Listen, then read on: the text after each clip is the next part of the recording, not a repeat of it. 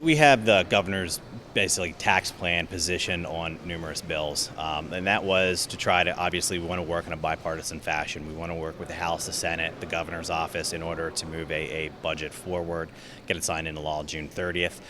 We were moving the general appropriations bill. Our version is basically flat funded. There's no increases. We're basically introducing last year's budget, send that over to Senate, position it for negotiations between all parties.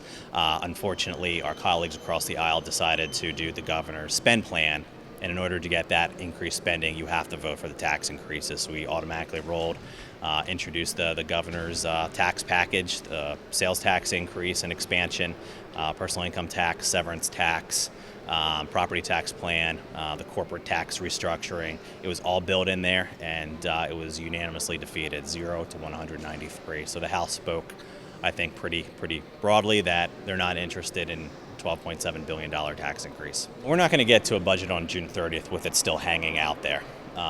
Nobody has introduced in the House. There's no bill to do that that's been introduced. I think there are co-sponsorship memos, but ultimately we need to move the process forward. The people expect a budget on time, June 30th, and we're trying to provide them that. It became a trigger point.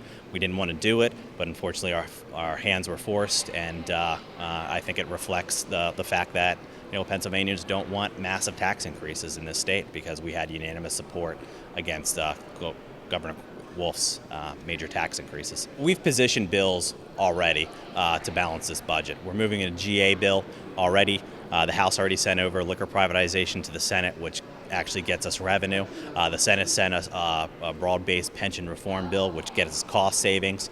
We passed the governor's go time, which provides cost savings as well. And we passed a property tax bill to provide homeowners and actually all property taxpayers significant reductions in their school property tax reform. That's sitting over the Senate. So we already maneuvered bills for a final deal on June 30th, and that's the direction we're going to go in, and we're going to continue talking to all sides to try to get compromise. But ultimately, we're going to do everything we can to get a no tax increase budget done June 30th. We're going to close that $1 billion deficit as best we can and be good fiscal stewards of the taxpayers' dollars.